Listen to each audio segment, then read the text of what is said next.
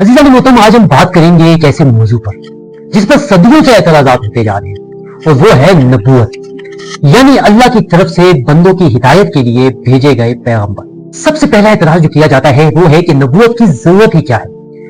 अगर खुदा आदिल और दाना है तो इंसानों को अकल दी गई है, किताबें मौजूद हैं, तो फिर पैगंबरों की जरूरत क्यों है?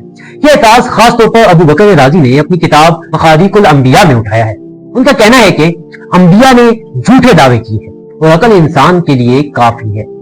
अज़ीज़ान मोहतरम, यहाँ एक गहरी बात गौर तलब है।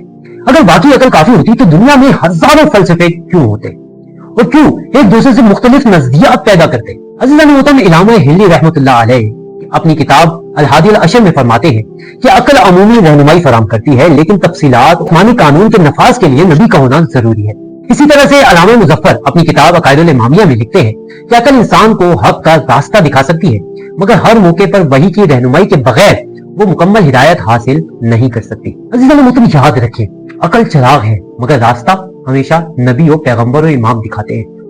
दूसरा एतराज जो किया जाता है कि अगर नबूवत सच है तो नबूवत का दावा हर कौम हर मजहब में क्यों है, और सच्चे और झूठे नबियों में फर्क कैसे किया जाता है?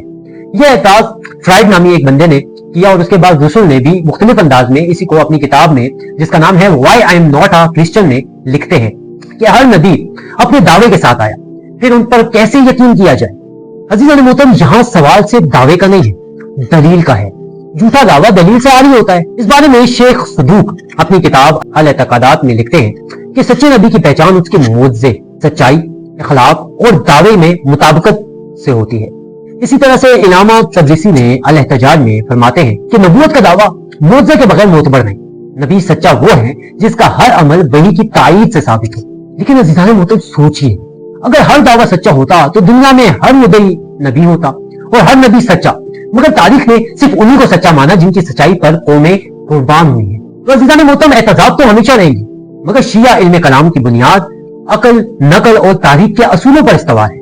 नबूवत इंसान के सफर हिदायत का चिराग है जो हर अंधेरे को दूर कर देता है। तो अज़ीज़ान मोहतरम, आइए अंबिया कराम अलैहिस्सलाम की सच्चाई को सिर्फ अकीदे से नहीं, अकल से भी समझें और दुनिया को बताएं कि दीन सिर्फ इमाम का मामला नहीं बल्कि दलील का भी मामला है।